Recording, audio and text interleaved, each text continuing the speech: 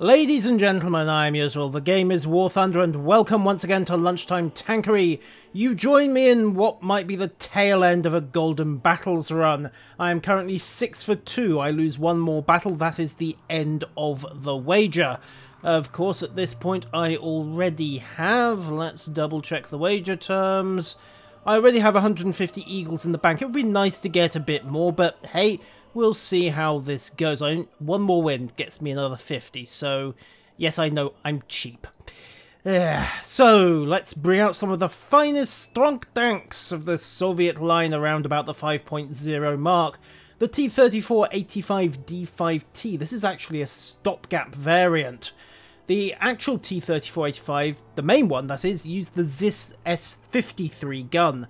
The D5T was more commonly used on the IS-1 and the KV-85 tank. There simply weren't that many to go around for the T-34s by the time it was done. Total production of the T-34 was 255. A few months later, they got the ZIS variant gun and proceeded to make 20,000 of them. Yeah. Oh, and the T-34's swan song wouldn't come until 1969. In fact, I believe some of them are still doing the rounds in Africa, although don't quote me on that. I don't actually remember a citable source for that one. But hey, if it rolls and it's got a gun, it's gonna have a use somewhere. Rounding out the lineup, we have got the KV-85, one part KV-1, one part IS-1. Another stopgap design because, hey, they had the turret and the gun ready to go, but the IS-1's hull, and in particular the transmission, I don't know what it is about Russian transmissions in World War I, they seem to have been notoriously dodgy pieces of work. But it wasn't ready to go, so, well comrades, we need the gun. We have these KV-1 chassis lying around doing nothing, so you know, little bit of tinkering here, little bit of tinkering there, and hey, we've got ourselves a semi-decent heavy tank.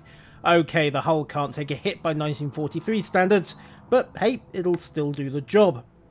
And that 85 will put the fear of Stalin into anything short of the front armour of a Tiger. Tank number 3 is the infamous KV-2. This thing should require no introduction whatsoever, so I'm not going to bother, because I finally have my Su-152, the Trollcannon. I've never actually played a game in this thing. It is completely unmodified, and looking at the X-ray compartment, I have the nasty feeling that one APHE shell into the fighting compartment is going to make a lot of very vital things go either bang or squish. Just look at that ammunition loadout. Propellant charges on one side, shell warheads on the other, crew in the middle. The only good news is that actually, no, I tell a lie, there is no good news. There are fuel tanks at the back. So if you don't blow up, get pulped, or get shredded by shrapnel, you get to burn to death instead. Glorious, comrades. Equal opportunity death. Mother Russia cares not how you sacrifice your life for her, merely that you do. Preferably after taking a few German scum with you. And last and most definitely least, we have the Suicide Cappers, the BT5 Mod 33. Yusril, what the hell are you thinking? That's a 1.0 tank, and this is a 4 to 5.0 rated game, potentially even a 6.0 if the matchmaker is unkind. Well, yes, but this thing does 53 kilometers per hour. It has very good performance over just about any terrain. As an early game Suicide Capper, this is a very, very nasty little machine.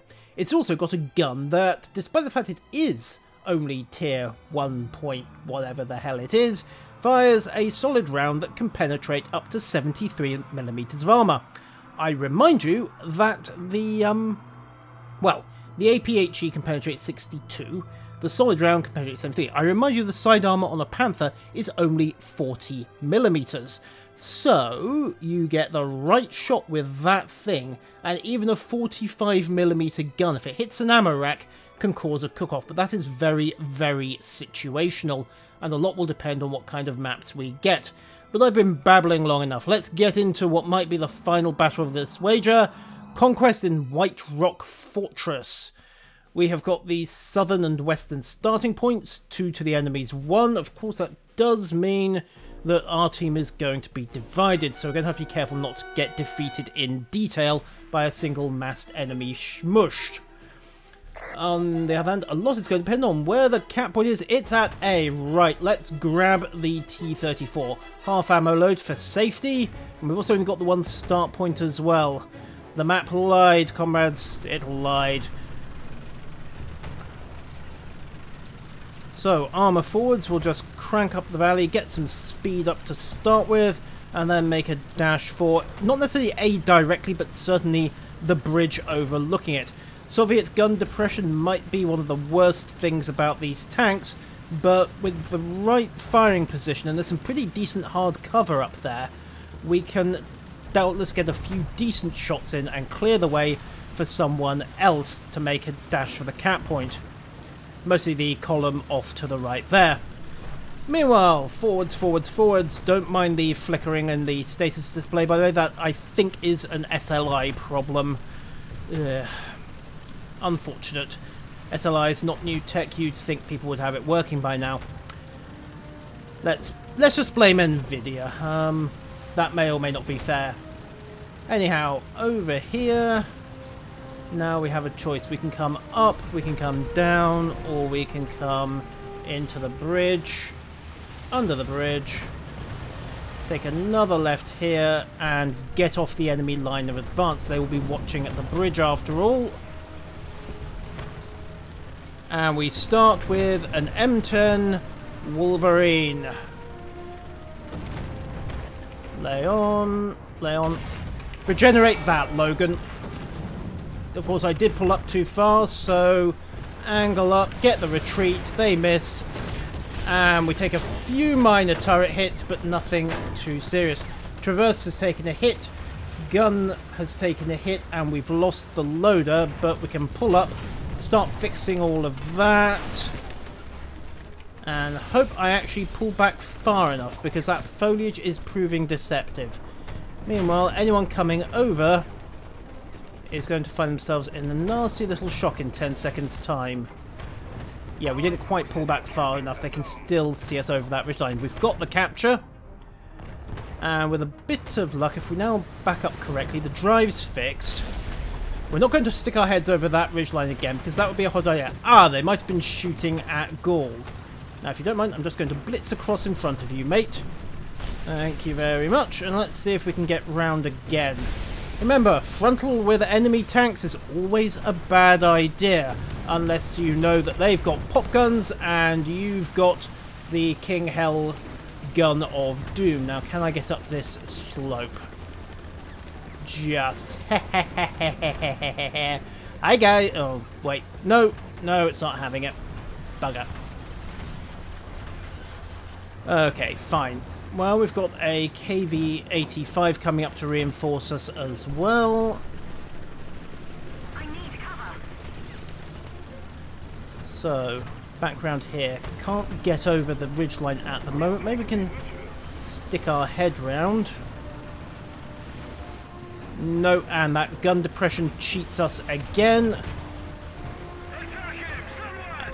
And the bad news is that someone did just take our buddy out, so let's use him as cover. Come round the corner and fire. Hit. What? Black ammo and no detonation. Shit. Lucky sod. Sherman detonates. There goes our improvised concealment. Don't really think it counts as cover. But we have blocked the cap, and more to the point, we've got rid of that M6. The problem is now the Tiger's watching this way, and he's awake, because he knows we're here now. We really woke him up. Where's that KV-85? Not sure, but he's backed off, that much is certain. Okay, M6A1 there, pull ahead, lay on, fire! Critical hit into the cheek, and took out his gun crew. Didn't get his driver, sadly, so let's back up, make the reload. Problem with the 85 gun and a crippled loader is it takes a while. Someone else gets the credit on the M6. Fine, I can live with that. Bandit 38 tempts the wrath of the commissars.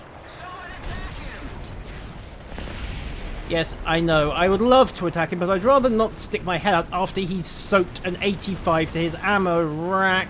That's a jumbo Sherman. That has got to be taken seriously. That's a Tiger H1 that has also got to be taken seriously, especially since I don't have line of fire to him. And he is, yep, he's looking this way, not playing peekaboo for a moment. Field Trek gets one of the drones, fair enough, good job, it all helps. Let's just see, can we stick out? No, but we have got the, ooh, wait a second. Clutch the DPS, just inch it. Maybe it's absolute. Oh, why am I building with 1 pixel? Fire! Miss. Back up. Okay, meanwhile, squatting back. Actually, he might be able to make the shot because the low muzzle velocity on that 152 is going to give him. Oh, wait. Okay, scrap that plan. I think we might have worn out our welcome here, particularly since that's an FW-190 coming in. Is that a rocket-armed version? I don't know. I don't care. You assume it is and you dive for cover. No, it's a fighter. Okay, let's poke out again. And then poke out a bit too far. The Tiger gets a shot in. And there endeth the T-34. What happened? Yeah. Poked out a bit far, he stuck his gun out and got a shot into the mantlet. Fair enough. Oh, they brought another Tiger. Right, get the KV-85. Actually, you know what? Get the SU-152. Like I said, I've never taken this vehicle out before. It's going to be interesting, especially since I've got a half load of high X and their armor-piercing high explosive will easily go through even a Tiger's front plate. What I'm less confident of is, well, we'll find out in a second. Forwards, oh mighty cannon! Oh finger of Mother Russia's vengeance! You shall smite the enemy, provided they are considerate enough to come at you one every 30 seconds. There shall be much smiting, particularly since someone just took out the P-47. Handy, but doesn't help our immediate situation. We're halfway there on the map.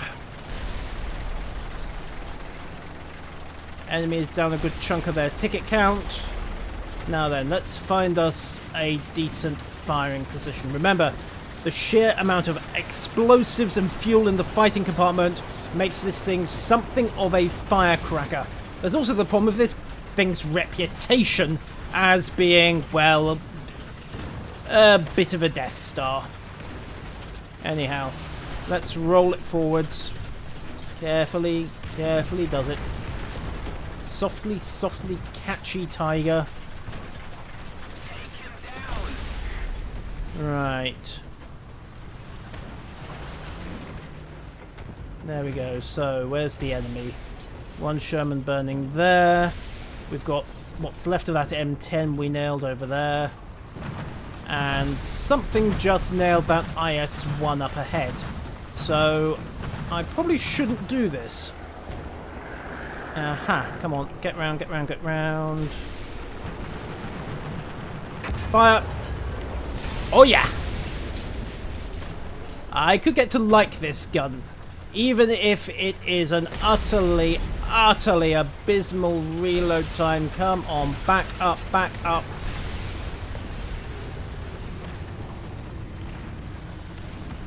Almost got him, almost got him. Oh, something's going for the cap. Now, Zone A is round to the right. We're going to have to take something of a risk here. That M16 isn't a threat, despite the fact that I've got a gun on him. Whatever's making that cap, however, is. So. Oh, come on, don't pin! Thank God, get off me, you. Let me just get past. Oh, great, there's two of them. Right. Gun round, gun round, gun round.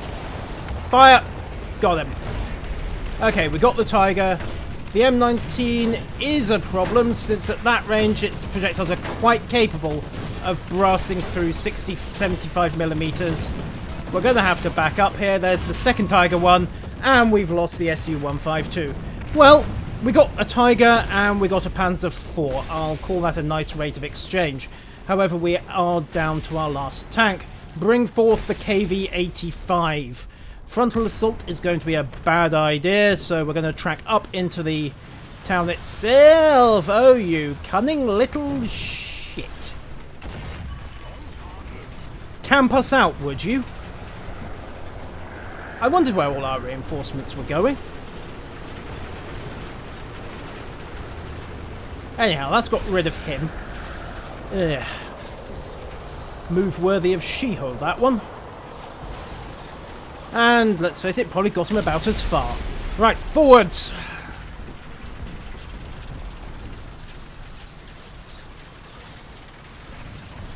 So, the enemy has grabbed the control point. As I said, frontal assault against the Tiger H1? Nope! Not in any tank at this tier, so we're going to have to go round. Which in a KV-85 takes a while. Come on. Brakes.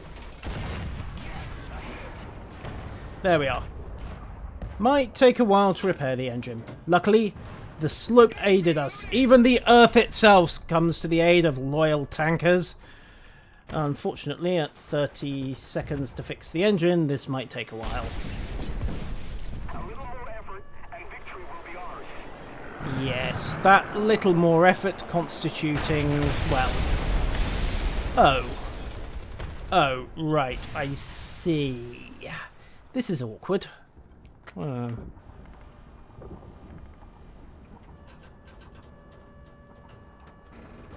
Well, let's get moving. We're going to have to turn this one round on our own. Lord knows we're not going to get any other backup. They're all dead. I'd love to know how that actually happened. Verbal wins, KV2s, Tiger H1s, IS1s, Tiger H1... How did they all get killed? I mean, it seemed... they can't have all blundered into the campers in the line of fire, can they? Who knows? Maybe they could. On the other hand, we have got more air attack coming in. And that is the 85mm in the improvised anti-air roll. Ha ha ha ha ha. Right, forwards once again. Now, what the hell? They've got tank destroyers all over the bloody place. Right, armour up, angle. Not that it's going to help very much. No, didn't think so. Yeah, they just set up ambush after ambush, didn't they? Oh boy, straight through the gun mantlet, and that was that. It's a weakness of the IS-1's turret that it does put 3 of the 4 crew into the turret, so one solid hit does the job.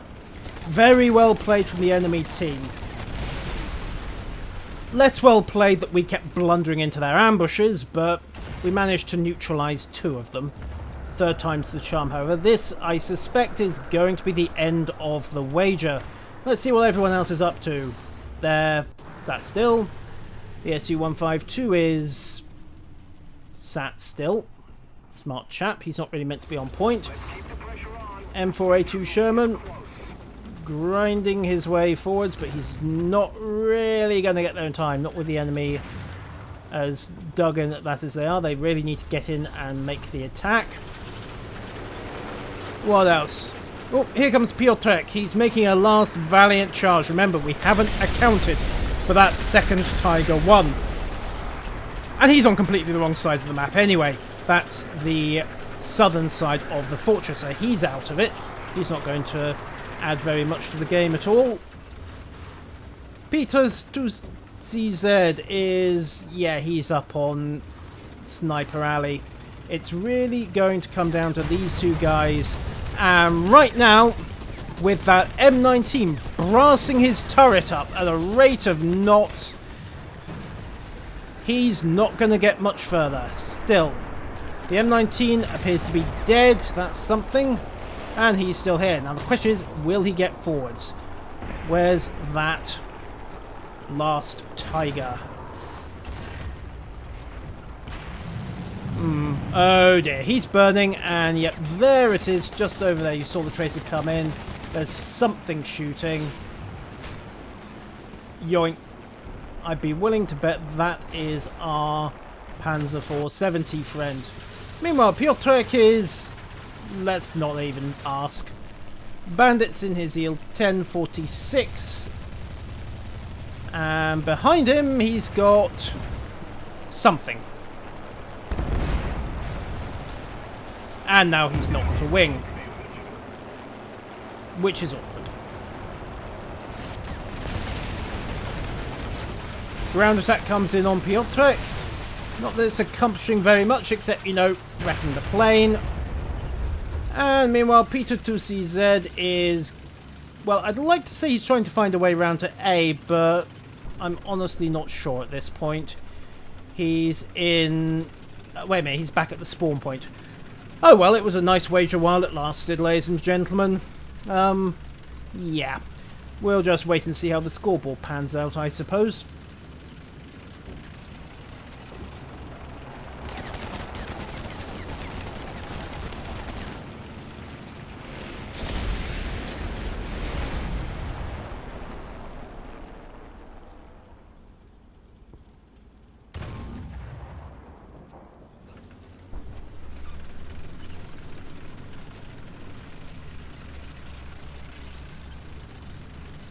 Very well played to the enemy. That is a defeat, rather annoyingly. Demonstration what happens if you let the tank destroyers get dug in round blind corners. Still. 5 kills, 1 aircraft kill, 3 tanks lost. Not my greatest, but got a few bits and pieces for the other vehicles. Let's have a look at the rest of the guys. 7 for Smoky St. Pat. Where did Jesus Personal come in? He actually didn't do that well. I thought he was running up more than that. Most of the credit, however, has to go to those 2 Tiger 1 drivers who basically turned the match when they grabbed the cap point. As for the rest of my team... yeah, let's just draw a veil over that, shall we? Ladies and gentlemen, I've been Yusel. That has been some Lunchtime Tankery and a rather disappointing end to a golden wager. Until next time, farewell.